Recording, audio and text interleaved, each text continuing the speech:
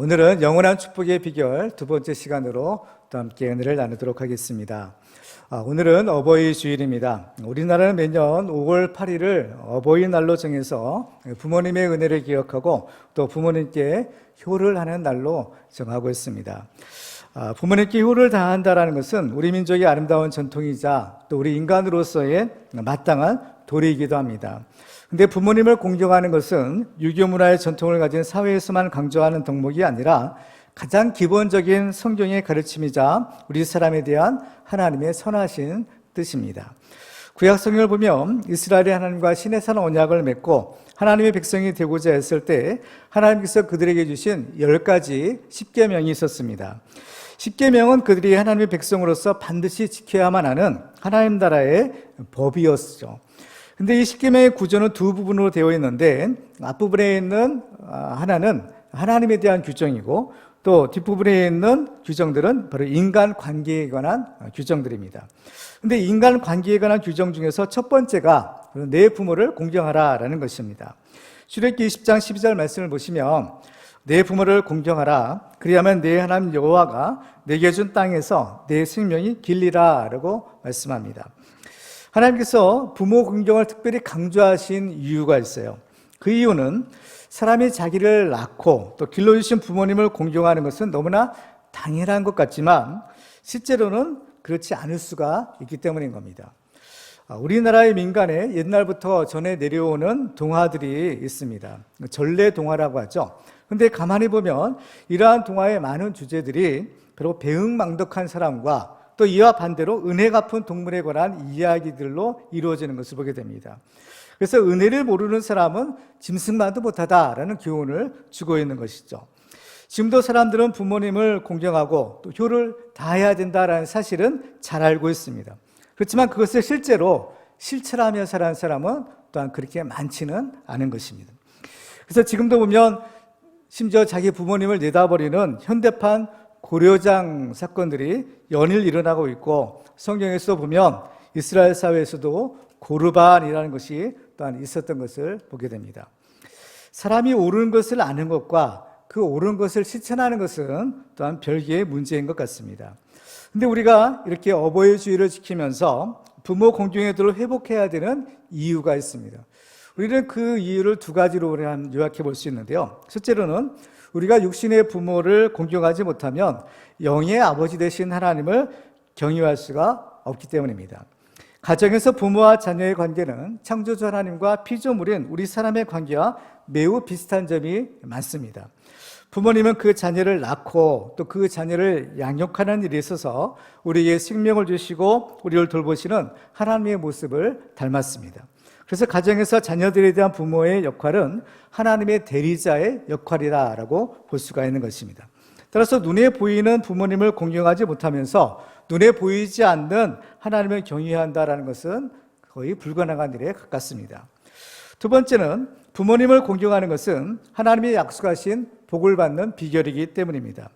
사람이 받는 복을 보면 자기 당대에 열심히 해서 하나님께 받는 복도 있지만 그보다는 하나님께서 그 부모님을 통해서 주시는 복이 훨씬 더 많다라는 것을 알게 됩니다. 이것은 이 세상 원리에서도 쉽게 확인해 볼 수 있는 것인데요. 예를 들면 어떤 사람이 조상 때부터 내려오는 어떤 비법을 전수받아서 그 가업을 물려받는다면 그것은 다른 사람이 누리지 못하는 특권이라 할 수 있을 것입니다. 또한 재벌가에서 태어나서 부모님으로부터 많은 재산과 또 사업을 물려받는 것도 또한 남다른 특권이라 할 수 있을 것입니다. 그런데 부모님으로부터 이 세상에 이러한 물질적인 축복을 물려받는 것도 좋지만 이것보다 더 중요한 것은 하나님께서 부모 공경을 통해서 약속하신 하나님의 축복을 받는 것입니다. 그래서 에베소 6장 1절 이하에 보면 자녀들아 주 안에서 너희 부모에게 순종하라 이것이 옳으니라 내 아버지와 어머니를 공경하라 이것은 약속이 있는 첫 계명이니 이로써 내가 잘되고 땅에서 장수하리라 라고 말씀합니다. 하나님께서 우리에게 주시는 축복은 자기 당대에만 그치는 것이 아니라 천대에 이르는 영원한 축복이었습니다. 그래서 아브라함이 하나님께 복을 받으니까 하나님께서 아브라함의 후손들까지 대대로 복을 내려주셨던 것입니다. 성경을 보면 하나님은 아브라함과 그 후손들에게만 복을 주신 것이 아니라 예수를 믿고 영적인 아브라함의 후손이 된 바로 우리들에게도 이러한 영원한 축복을 약속하시는 것을 보게 됩니다. 그러면 우리는 어떻게 하면 하나님께서 약속하신 이러한 영원한 축복을 받을 수가 있을까요? 우리는 지난 시간에 이어서 이 말씀을 통해서 그 비결을 살펴보고 하나님이 약속하신 영원한 축복을 받는 믿음의 명문 가문들을 다 이루시기를 주님의 이름으로 축원합니다. 자, 우리는 지난 시간에 영원한 축복을 받는 첫 번째 비결을 우리가 살펴보았습니다. 그것은 바로 하나님과 맺은 언약을 잘 지켜야 한다라는 것이었습니다. 성경을 보면 아브라함이 하나님을 믿을 때 하나님께서는 이것을 그의 의로 여기셨다라고 했습니다. 창세기 15장 6절 보시면 아브라함이 여호와를 믿으니 여호와께서 이를 그의 의로 여기시고라고 했습니다. 여기서 아브라함의 의라는 것은 죄가 없는 절대적인 의가 아니라 하나님과의 관계에 있어서의 상대적인 의였습니다. 하나님이 우리 사람에게 요구하시는 것이 있다면 하나님에 대한 믿음입니다. 하나님은 죄가 전혀 없는 완벽한 분이시지만 우리 사람은 하나님처럼 완전한 의를 이룰 수가 없는 그러한 연약한 존재입니다. 그래서 우리 인간은 스스로의 힘으로는 이러한 완전한 의를 이룰 수가 없고 오직 완전하신 하나님을 믿고 그 하나님을 의지할 때 그 전능하신 하나님의 능력으로서 우리는 의롭다 여김을 받을 수가 있는 것입니다. 따라서 하나님께서 우리 인간에게 요구하시는 단 한 가지 조건은 하나님을 믿으라라는 것입니다. 아브라함도 비록 흠이 하나도 없는 완벽한 의인은 아니었지만 그가 하나님을 믿었을 때 하나님께서는 그의 믿음을 보시고 그를 의롭다라고 여겨주셨던 것입니다. 그런데 이 하나님을 믿는 것이야말로 바로 모든 복을 받을 수 있는 비결 중에 비결입니다. 하나님은 우리의 생명의 근원이시고 또 만복의 근원이십니다. 우리를 사랑하시고 복을 주시는 분이 바로 우리가 믿는 여호와 하나님이신 겁니다. 근데 우리가 이 하나님께서 우리에게 주시려는 복을 받으려면 한 가지 조건이 있다고 했죠. 그것은 바로 하나님을 믿어야 한다라는 것입니다. 우리는 이 믿음으로써 죄에서 구원받고 이 믿음으로 하나님이 약속하신 모든 축복의 약속들을 받을 수가 있는 것입니다. 그래서 히브리서 11장 6절에 보면 믿음이 없이는 하나님을 기쁘시게 하지 못하나니 하나님께 나아가는 자는 반드시 그가 계신 것과 또한 그가 자기를 찾는 자들에게 상 주시는 이심을 믿어야 할지니라 라고 말씀합니다. 그래서 성경을 보면 하나님을 믿는 사람은 한 사람도 예외 없이 다 하나님이 주시는 복을 받았던 것을 보게 됩니다. 창세기 15장에서 보면 하나님께서 아브라함의 믿음을 보시고 그를 의롭다 여기셨다고 했는데요. 그리고 나서 바로 하나님은 그 아브라함에게 복을 약속하십니다. 창세기 15장 7절을 보시면 또 그에게 이르시되 나는 이 땅을 내게 주어 소유를 삼게 하려고 너를 갈대아인의 우르에서 이끌어낸 여호와니라. 아브라함에게 이 땅의 축복을 주시는 거죠. 근데 문제는 이 믿음으로써 우리가 구원받고 믿음으로써 우리가 복을 받는데 이 하나님에 대한 우리의 믿음이 완벽하지 못하다는 겁니다. 성경에도 보면 이 아브라함의 믿음은 곧 약해지고 말았습니다. 우리 사람의 문제를 잘 대변해주고 있는 것이 이 아브라함인데 아브라함의 문제도 역시 잘 변하더라라는 겁니다. 한때는 정말 좋은 믿음을 가지고 있는 것처럼 보여도 어느 순간에 정말 믿음이 없는 것처럼 행동하는 것이 아브라함의 모습이고 또 우리들의 모습이기도 합니다. 사람은 완전하지 않기 때문에 잘 변하기가 쉽고 또 하나님에 대한 우리의 믿음조차도 변하기가 쉬운 것입니다. 그래서 하나님께서는 우리에게 이 언약을 세우셨습니다.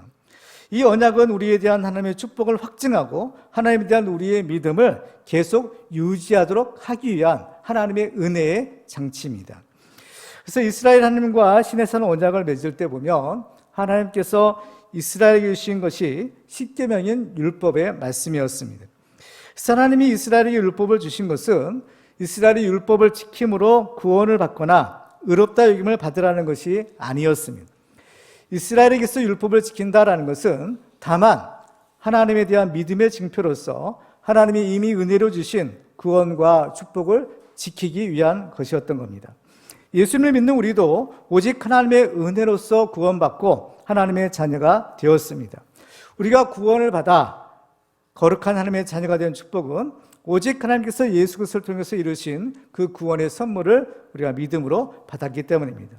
하나님이 이 은혜를 확증하기 위해서 예수 그리스도의 피로 언약을 세우시고 이제 우리는 새 언약의 주인공이 된 것입니다. 따라서 우리가 이 하나님의 영원한 축복을 받기 위해서는 우리의 믿음을 굳게 지켜서 예수 그리스도의 피로 맺은 이 언약 안에 계속해서 머물러 있어야 되는 겁니다. 두 번째로 우리가 이 영원한 축복을 받기 위해서는 하나님이 주신 축복에 따른 사명을 잘 감당해야 합니다. 우리가 하나님을 믿을 때 상 주시는 하나님은 반드시 우리에게 복을 주시는 것을 볼 수가 있습니다. 그런데 하나님이 우리에게 주시는 축복에는 특징이 있어요. 그 뭐냐? 반드시 사명이 함께 따른다라는 것입니다. 그래서 이 축복과 사명은 마치 동전의 양면과도 같은 것입니다. 오늘 본문에서 우리는 이스라엘이 받은 축복에도 크게 두 가지의 사명이 따르는 것이었다는 것을 발견하게 됩니다. 첫 번째로는 그들은 하나님의 복을 받고 이제 우상을 버리고 오직 하나님만 섬겨야 했습니다. 오늘 본문을 보면 하나님께서 드디어 이스라엘에게 약속하신 가나안 땅을 주십니다. 하나님께서 이스라엘에게 가나안 땅을 주신다라는 것은 하나님이 그들의 조상과 맺은 언약을 실행하는 것이고 또 하나님께서 그들에게 그야말로 젖과 꿀이는 풍성한 은혜를 주신다라는 것을 의미하는 것이었습니다. 그래서 여호수아서 24장에 보면 여호수아의 고별 설교가 기록되어 있는데 여호수아 24장 13절에 보면 이런 얘기가 있어요. 내가 또 너희가 수고하지 아니한 땅과 너희가 건설하지 아니한 성읍들을 너희에게 주었더니 너희가 그 가운데서 거주하며 너희는 또 너희가 심지 아니한 포도원과 감람원의 열매를 먹는다 하셨느니라.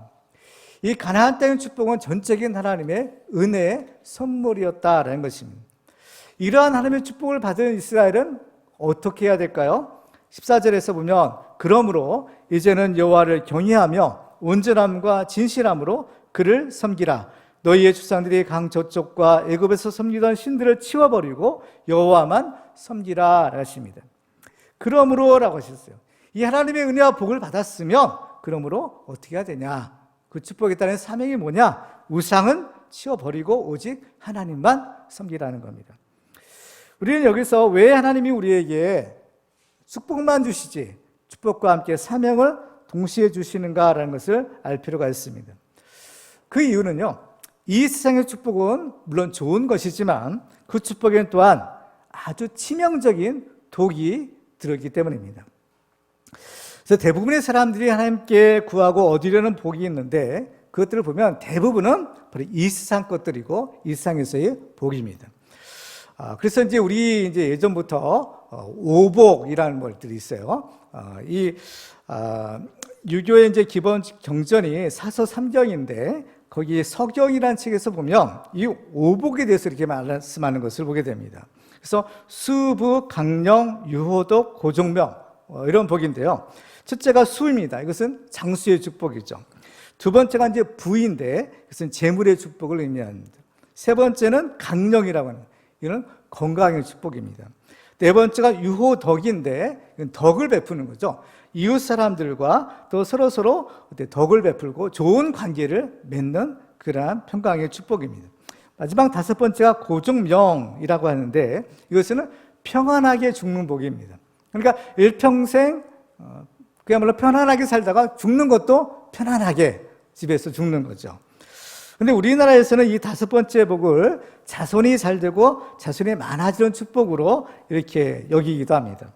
그렇지만 어찌됐든 간에 사람들이 이렇게 원하는 그런 오복이든 또 이러한 복들을 받으면 정말 일평생 근심 걱정 없이 과연 행복한 삶을 살 수 있을까요? 이러한 복들은 그렇죠? 건강의 축복, 재물의 축복, 자손이 잘 되는 축복, 모든 사람들이 대부분이 원하는 축복인데 과연 우리가 이러한 축복을 받았다 한들 과연 우리가 정말로 행복하게 살았다라고 할 수 있을까라는 것입니다.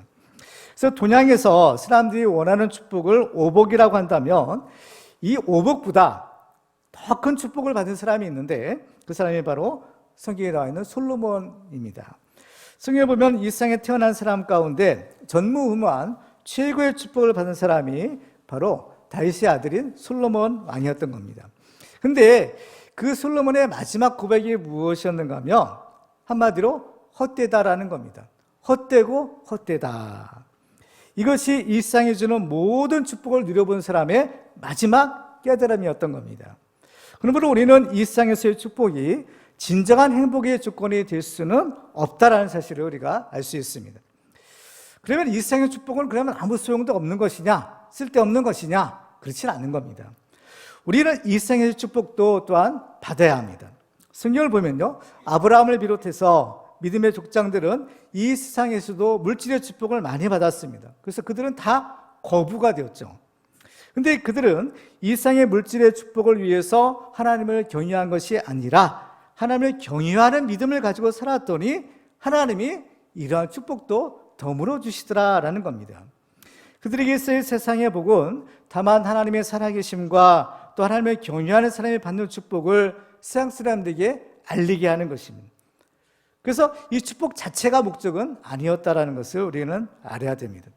그래서 우리는 하나님께 구해서 이 세상의 축복을 받아야 되지만 하나님보다 축복 자체를 더 중요하게 여기면 안 되는 겁니다. 그렇게 되면 그 복은 우리에게 유익이 아니라 오히려 우위를 죽이는 그런 사망의 독이 될 수가 있습니다. 실제로 보면요, 돈이 많고 부족한 것이 없는 사람이 하나님을 믿기는 여간 어려운 일이 아닐 수가 없는 것입니다. 그래서 예수님은 부자가 천국에 들어가기가 매우 어렵다라고 하시죠. 마태복음 19장 23절 이하에 보면 예수께서 제자들에게 이르시되 내가 진실로 너희에게 이르노니 부자는 천국에 들어가기가 어려우니라. 다시 너희에게 말하노니 낙타가 바늘귀로 들어가는 것이 부자가 하나님의 나라에 들어가는 것보다 쉬우니라 라고 하십니다. 돈이나 재물도 분명히 하나님이 주시는 축복이면은 틀림이 없는 것입니다. 그렇지만 자칫 잘못하면 그 축복에 취해서 하나님을 경외하는 믿음을 잃어버릴 위험성이 있고 또 돈이나 재물을 다스리는 자가 아니라 오히려 돈과 재물의 노예가 될 수 있는 그런 위험이 따르는 것입니다. 그래서 잠언 30장에 보면 아굴이라는 사람이 하나님께 이런 기도를 하는 것을 보게 됩니다. 내가 두 가지 일을 주께 구하였사오니 내가 죽기 전에 내게 거절하지 마시옵소서. 곧 헛된 것과 거짓말을 내게서 멀리하옵시며 나를 가난하게도 마옵시고 부하게도 마옵시고 오직 필요한 양식으로 나를 먹이시옵소서. 혹 내가 배불러서 하나님을 모른다 여호와가 누구냐 할까오며 혹 내가 가난하여 도둑질하고 네 하나님의 이름을 욕되게 할까 두려워함이니이다. 이 아굴의 기도를 보건대 이 아굴이라는 사람은 우리 사람의 연약한 속성을 누구보다도 잘 알았던 사람이었던 것이 분명합니다. 아굴도 우리 사람의 연약함을 알았건만 하물며 하나님께서는 우리를 너무나 잘 아시는 분이시죠. 그래서 하나님께서는 모세를 통해서 이스라엘 백성들에게 이러한 경고의 말씀을 주셨던 것을 발견하게 됩니다. 신명기 31장 20절에 보시면 내가 그들의 조상들에게 맹세한 바 젖과 꿀이 흐르는 땅으로 그들을 인도하여 드린 후에 그들이 먹어 배부르고 살찌면 돌이켜 다른 신들을 섬기며 나를 멸시하여 내 언약을 어기리니 라고 하십니다. 지금 모세를 통해서 이스라엘 백성들에게 이 말씀을 주신 것은 그들이 광야 생활을 할 때인 겁니다. 이 말을 들은 이스라엘 사람들은 아니 어떻게 그럴 수가 있을까? 우리는 절대 그렇지 않겠다라고 생각할지 모릅니다. 그런데 이스라엘 역사를 보면 정말 하나님의 말씀하신 그대로 되었던 것이죠. 오늘 본문에서 보면 여호와의 사자가 이스라엘에게 이런 책망을 하는 것을 보게 됩니다. 2절 말씀을 보시면요, 너희는 이 땅의 주민과 언약을 맺지 말며 그들의 제단들을 헐라하였거늘 너희가 내 목소리를 듣지 아니하였으니 어찌하여 그리하였느냐. 하나님만 씁니다라는 것은 필수적으로 우상의 제단을 헐어버려야 됩니다. 근데 여호와의 사자는 너희가 내 목소리를 듣지 아니하였다라고 말합니다. 근데 이 말씀을 주신 이때는 언제였느냐 하면 바로 이스라엘이 가나안 땅에 들어온 지 얼마 되지 않았을 때인 겁니다. 얼마 되지도 않아서 바로 그들은 벌써 하나님이 경고하신 이런 조짐들이 나타났던 거예요. 그래서 이 여호와의 사자가 길갈에서부터 그들에게 찾아오셔서 바로 이 경고의 말씀을 다시 주신 겁니다. 그런데도 불구하고 이스라엘은 어떤가요? 그 여호와의 사자의 경고를 들었어요. 그런데도 이스라엘 사람들은 역시 하나님 말씀하신 대로 그런 엄청난 죄를 저지르는 겁니다. 오늘 부분이 계속 이어지는 사사기서 2장 11절 이하에 보면요, 이렇게 기록합니다. 이스라엘 자손이 여호와의 목전에 악을 행하여 바알들을 섬기며 애굽 땅에서 그들을 인도하여 내신 그들의 조상들의 하나님 여호와를 버리고 다른 신들 곧 그들의 주위에 있는 백성의 신들을 따라 그들에게 절하여 여호와를 진노하시게 하였으되 곧 그들이 여호와를 버리고 바알과 아스타로스를 섬겼으므로라고 합니다. 이스라엘 역사를 보면요, 심지어 그들이 쫓아내는 가나안 사람들보다 더 악을 행했고 그리고 더 우상을 섬겼다라고 말씀합니다. 그러면 그들은 왜 이렇게 배은망덕한 자들이 되고 말았을까요? 한마디로 말하면 욕심이 생겼기 때문입니다. 이스라엘 족속은 본래 농사를 짓던 사람들이 아니었습니다. 그리고 그들이 이제 새로운 가나안 땅으로 들어왔는데 또 그 가나안 땅의 성질도 잘 몰랐던 것입니다. 그런데 그 땅에 살던 가나안 원주민들이 자기들을 쫓아내지만 않으면 이스라엘 사람들이 종이 되어서 이제 그들을 섬기고 그들을 도와주겠다라고 제안하는 것이었습니다. 그래서 이스라엘 사람들이 가만히 생각해 보니까 굳이 힘들게 싸워서 그들을 쫓아내느니 그들을 종으로 부리는 것이 훨씬 이득이었고 또 그들을 매몰차게 쫓아내는 것보다는 함께 사는 것이 더 인간적으로 보였던 것입니다. 그래서 어느 순간부터 이스라엘은 가나안 사람들을 쫓아내지 않았습니다. 그렇지만 이것은 눈앞에 있는 작은 이익을 쫓다가 모든 것을 잃어버리는 매우 어리석은 결정이었습니다. 흔히들 돈을 잃으면 조금 잃은 것이고 명예를 잃으면 많이 잃는 것이고 또 건강을 잃으면 전부를 잃는 것이다 라는 말이 있습니다.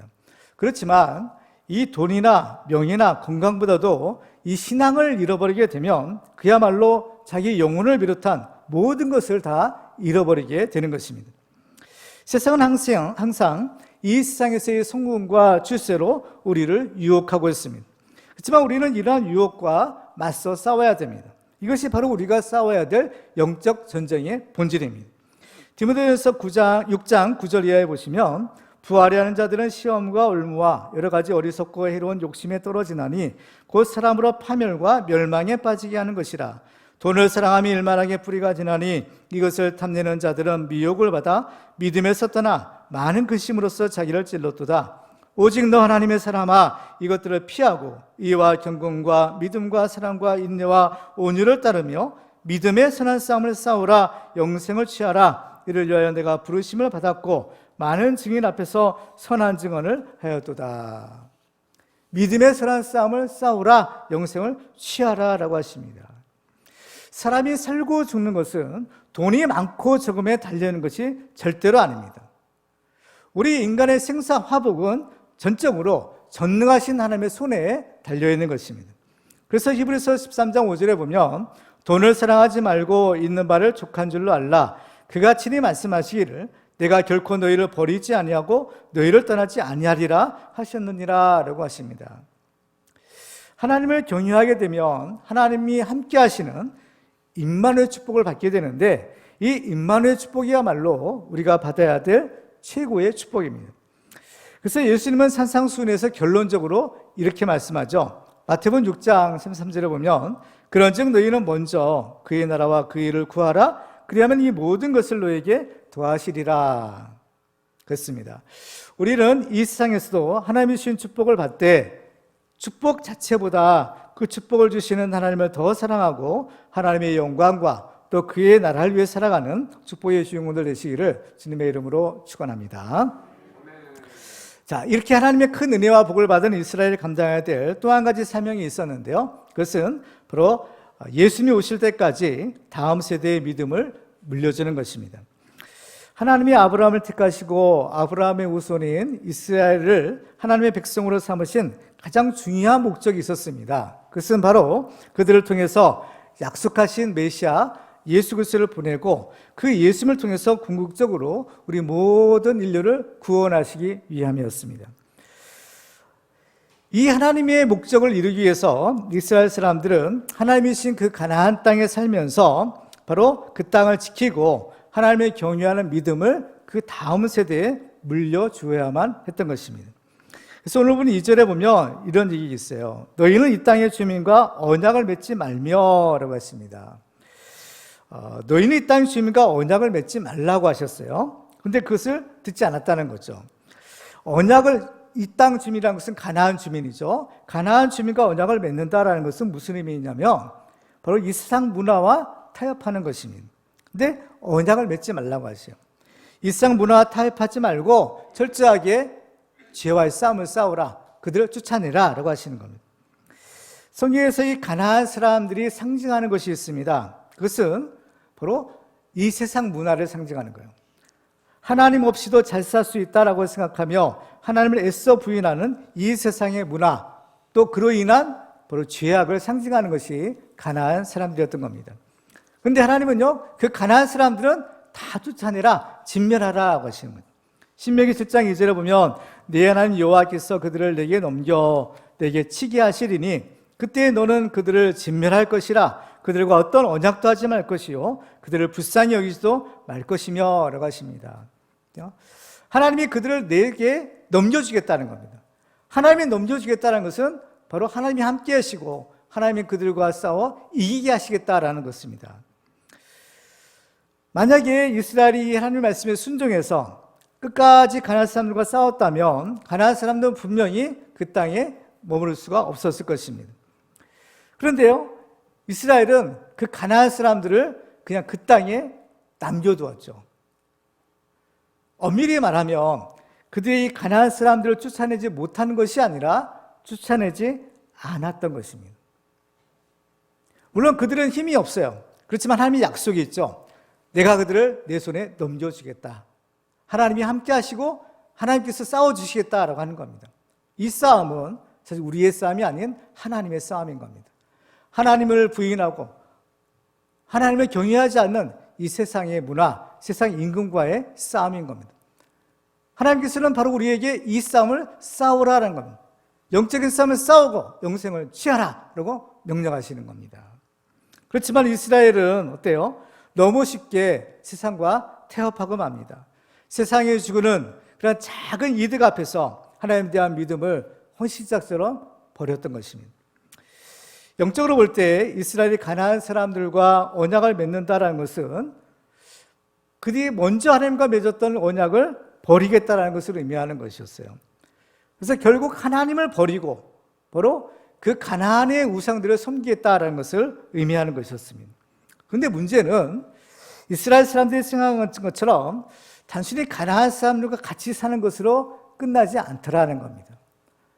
이스라엘 사람들은 가나안 사람들은 우리랑 같이 살고 또 우리를 도와주고 이렇게 하면은 우리 훨씬 좋지 않겠느냐? 누이 좋고 매부 좋고 그들도 이 가나안 땅에서 쫓겨나지 않고 우리도 또 그들의 도움을 받고 살 수 있으니까 서로 사이좋게 살 수 있는 것 아니냐라고 생각했을지 모릅니다. 그렇지만 그것으로 끝나지 않더라는 겁니다. 이스라엘 사람들이 이제 가나안 사람들과 살면서 이제 자연히 그들과 어때요? 통혼을 하게 돼요. 결혼을 한다는 겁니다. 그렇게 되면 결국에는 그들이 섬기던 우상도 그들이 섬기게 된다는 겁니다. 그들 자신도 급속하게 하나님의 믿는 신앙에서 이제 떨어져 나가는 그런 타락을 하지만 그보다 사실 더 큰 문제는 뭐냐? 그들의 자녀들의 문제입니다. 그들의 자녀들이 하나님을 경외하는 그 신앙, 그들에게 그 신앙을 물려줄 수가 없게 된다는 겁니다. 그래서 하나님은 이스라엘 백성들에게 신신당부하는 것이 있어요. 그건 뭐냐? 물론 우상을 없애라. 우상의 제단을 회파하라. 하나님만 섬기라는 것도 있지만 또 그와 동시에 주신 말씀이 뭐냐? 절대로 가나안 사람들과 혼인하지 말라는 겁니다. 신명기 7장 3절과 4절에 보시면 그 이유를 이렇게 말씀합니다. 또 그들과 혼인하지도 말지니 내 딸을 그들의 아들에게 주지 말 것이요 그들의 딸도 내 며느리로 삼지 말 것은 그가 내 아들을 유혹하여 그가 여호와를 떠나고 다른 신들을 섬기게 함으로 여호와께서 너에게 진노하사 갑자기 너희를 멸하실 것임이니라. 오늘 본문에서 여호와의 사자가 바로 길갈에서부터 이스라엘을 찾아와서 책망한 것도 바로 이것 때문이었던 겁니다. 이 가나안의 문화는 세상의 문화를 상징합니다. 이 가나안의 문화는 땅의 문화인데 이 땅의 문화는 결국 육신의 문화예요. 그 때문에 이러한 문화는 영적인 하나님을 경외하는 성도의 삶과는 양립할 수가 없는 겁니다. 고린도서 15장 50절에 보면 형제들아 내가 이것을 말하노니 혈과 육은 하나님의 나라를 이어받을 수 없고 또한 썩는 것은 썩지 아니하는 것을 유업으로 받지 못하느니라 라고 하십니다. 이렇게 하나님께서 이스라엘 백성들에게 강조하신 명령이 있어요. 근데 하나님께서 우리에게 주신 명령은요, 우리가 이걸 알아야 됩니다. 뭐냐면은 누구를 위한 거냐는 거. 이것은 하나님을 위한 것이라기보다는 먼저는 우리를 위한 겁니다. 하나님은 우리를 잘 아시기 때문에 우리는 이 말씀을 꼭 지키라고 당부하신 거예요. 그렇기 때문에 만일 우리가 하나님의 말씀에 불순종하게 되면 우리는 그 대가를 치러야 하는 겁니다. 여호와의 사자는 불순종한 이스라엘에게 이렇게 경고하죠. 오늘 보면 3절 말씀을 보시면요, 그러므로 내가 또 말하기를 내가 그들을 너희 앞에서 쫓아내지 아니하리니 그들이 너희 옆구리에 가시가 될 것이며 그들의 신들이 너희에게 올무가 되리라 하였노라 하는 것입니다. 이스라엘 쫓아내지 않는 가나안 사람들이 너희 옆구리에 가시가 될 것이고 그들의 신이 너희에게 올무가 되리라는 겁니다. 여기서 우리가 특별히 주목해야 될 부분은 이스라엘 사람들이 가나안 땅에 들어가서 그 가나안 사람들과 함께 살 때에 그들은 너무 쉽게 이 가나안 문화, 세상 문화에 동화되었다라는 겁니다. 그들이 쫓아내야 될 가나안 사람들을 쫓아내지 않으니까 이제 그들은 그들과 함께 살면서 결국에는 하나님을 버리고 우상을 섬기는 데까지 나아가는 겁니다. 이러한 문화적인 동화 현상이 결국에는 신앙적으로 타락해서 바로 우상을 섬기는 그런 큰 죄를 짓는 데까지 나간 겁니다. 이 영적인 전쟁을 우리가 치르고 있는데 이 영적인 전쟁은 먼저 이념이나 또 이 문화의 영역에서 일어나고 있다는 것을 우리는 알 필요가 있습니다.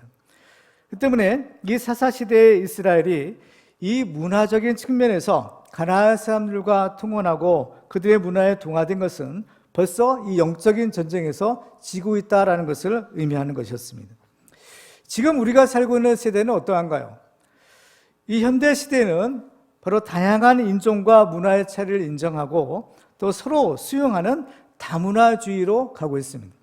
그래서 종교에 있어서도 서로 어떤 배타적인 자기만의 종교를 주장하는 것이 아니라 서로 다른 종교를 인정하고 서로 혼합주의적인 경향으로 나가는 겁니다. 요즘에는 소수자 인권 보호라는 말을 우리가 자주 들을 수가 있죠. 근데 이 소수자 인권 보호라는 것은 굉장히 듣기 좋은 말인 것 같습니다. 소수의 사람들도 인권을 존중해야 된다, 보호해야 된다는 것이죠. 근데 이것이 이제 굉장히 악용되고 있는 것을 보게 돼요. 소수자 인권 보호를 빌미로 동성애자들을 성소수자라고 부르면서 그들의 성적인 취향을 존중해주고 그들을 인정해줘야 된다.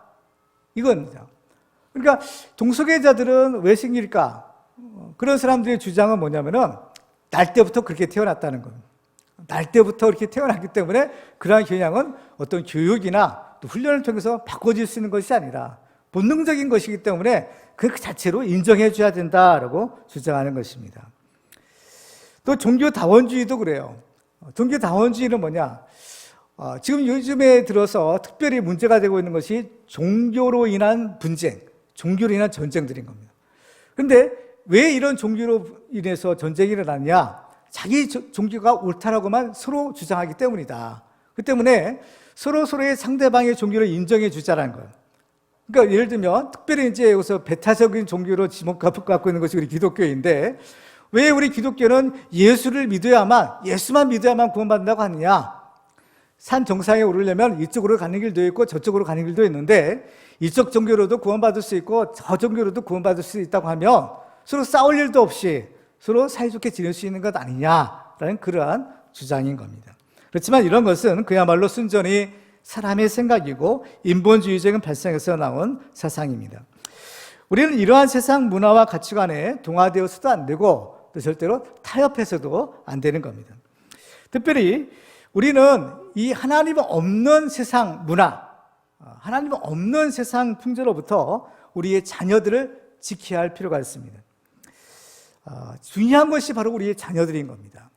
우리의 세대야 우리는 그야말로 믿음의 단련을 거치고 산전수전 다 겪어서 우리의 믿음을 그래도 어느 정도 우리는 스스로 지킬 수가 있잖아요.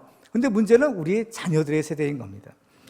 그래서 이스라엘이 출애굽할 때도 보면요, 그 애굽의 바로가 어떻게든 이스라엘 보내주지 않으려고 합니다.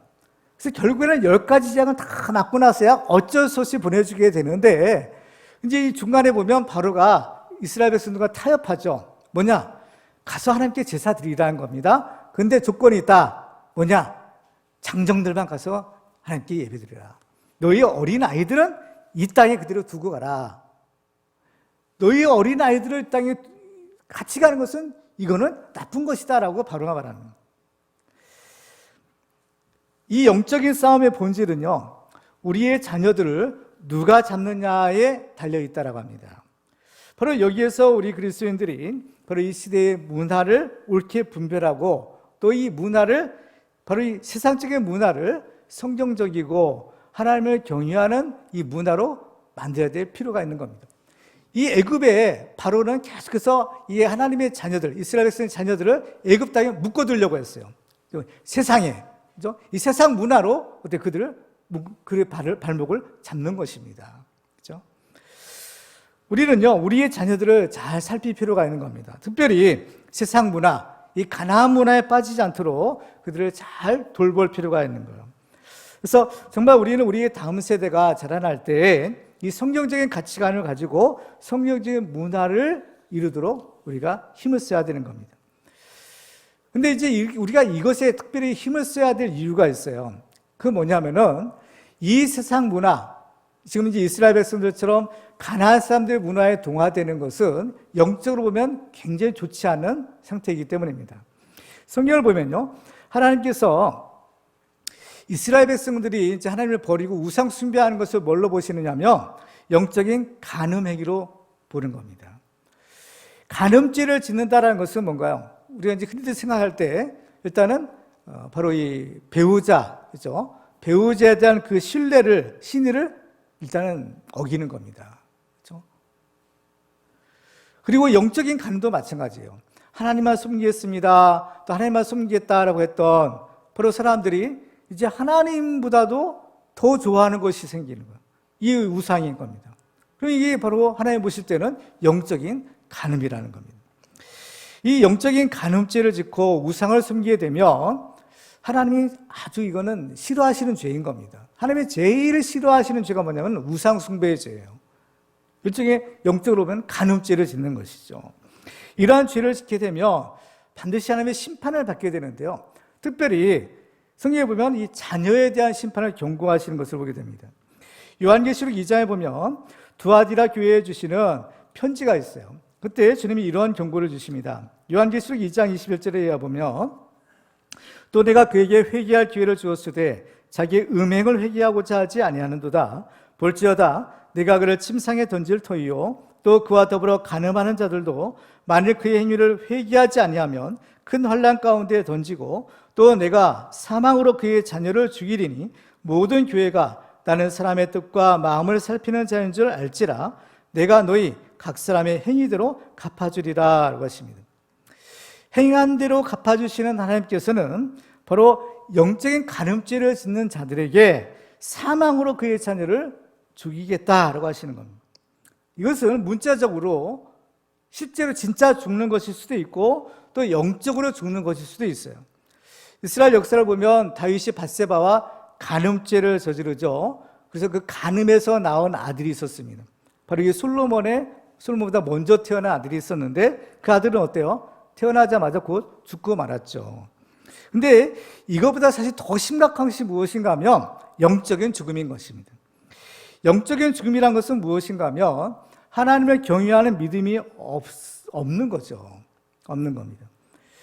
하나님을 경외하는 믿음이 없게 되면 어때요? 하나님이 주시는 생명도, 하나님이 주시는 복도 받을 수 없기 때문에 영적으로 볼 때는 죽은 것이 되는 겁니다. 하나님을 경외하는 믿음이 없이 영적으로 죽은 상태에 있는 사람들이 이 세상에 사는 모습은 과연 어떨까요? 그야말로 지옥이 따로 없는 겁니다. 디모데후서 3장 1절 이하에 보면 이런 말씀을 주셨어요.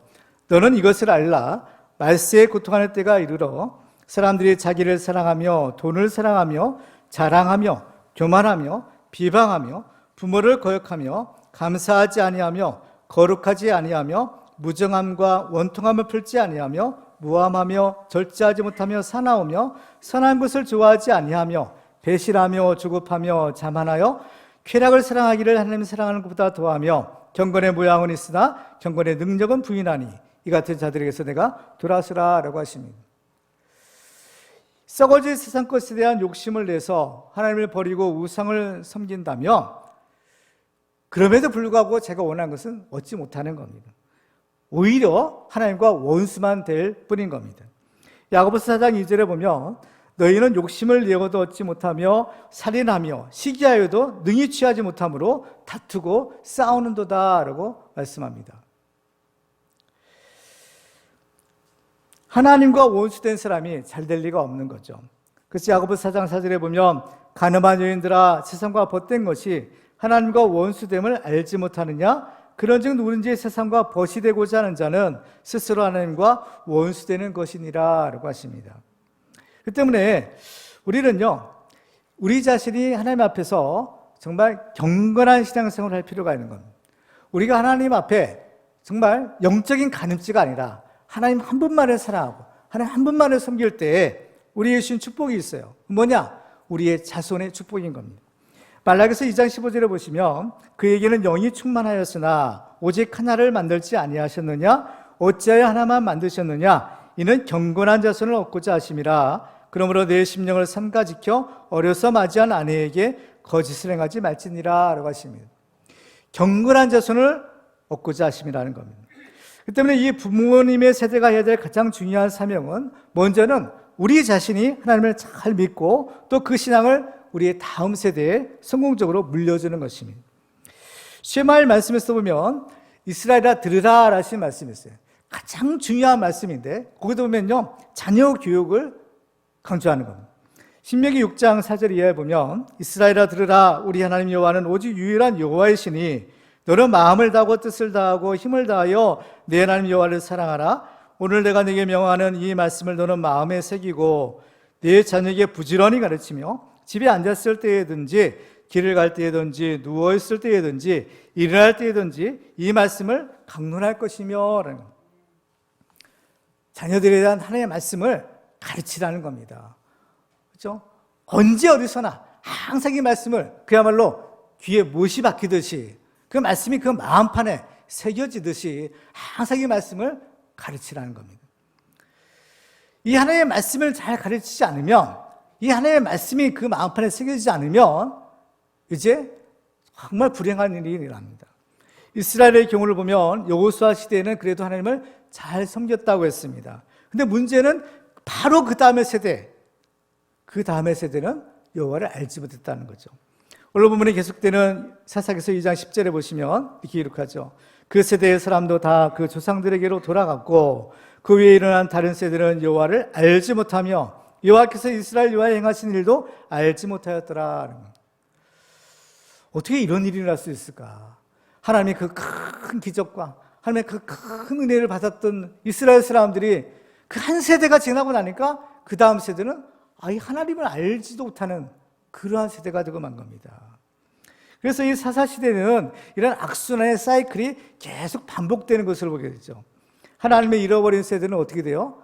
우상을 섬기게 되는 겁니다. 그러면 하나님의 징계가 따르고 징계를 받아 고통 중에 다시 하나님을 찾게 되면 또 하나님이 사사를 보내서 그들을 구원해 주시죠. 그런데 그 사사가 죽고 나면 또다시 그들은 하나님을 떠나 또 우상을 섬기는 그러한 악순환이 계속되는 겁니다. 그런데 이러한 현상은 사사시대 이스라엘 사람들의 문제만이 아니라 바로 오늘날 우리들의 문제이기도 하는 겁니다. 지금은 뜨거웠던 이 신앙의 세대들이 가고 점점 하나님을 멀리하는 그러한 세대가 오고 있는 겁니다. 그런데 이것은 아주 심각한 결과를 가져올 수도 있다는 것을 우리는 알 필요가 있는 거예요. 이스라엘의 경우를 보면 그들이 하나님을 알지 못하니까 이제 하나님을 버리고 우상을 섬기게 됐죠. 그 결과는 무엇인가요? 전쟁의 재앙을 만나게 되었고 그들은 원수들의 종이 되는 그러한 고난을 받아야만 했던 겁니다. 그들은 조금 더 잘 살아보려고 했는데 결과는 오히려 정반대로 나타난 겁니다. 우리도 하나님 주신 축복에 따른 사명을 감당하지 못하고 하나님에 대한 그 믿음을 잃어버리게 되면 그 축복도 언제든지 잃어버릴 수 있다는 사실을 우리가 알아야 됩니다. 예수님은 나를 위하여 울지 말고 너의 자녀들을 위해서 울라라고 하셨죠. 우리는 우리의 자녀들의 신앙을 위해서 정말 눈물로 기도해야 됩니다. 기도하면요, 하나님이 죽을 자도 살려주시잖아요. 안 믿는데 어떻게 해? 신앙은 개인의 문제인데 그렇다면 어떻게 할 거예요? 그렇게 내버려 둘 겁니까? 아닙니다. 기도해야 된다는 거예요. 기도할 사명 우리에게 주신 겁니다. 기도하면 죽을 사람도 하나님이 살려주시는 겁니다. 아브라함이 하나님께 기도하니까 꼭 죽었어야 될 그 롯도 소돔과 고모라 성에서 하나님이 구원해 주신 겁니다. 그렇죠? 우리는 우리의 자녀들에게 믿음의 유산을 물려주어서 저들을 살려야 됩니다. 저들을 살리고 하나님의 축복을 저들에게 성공적으로 물려줘야 됩니다.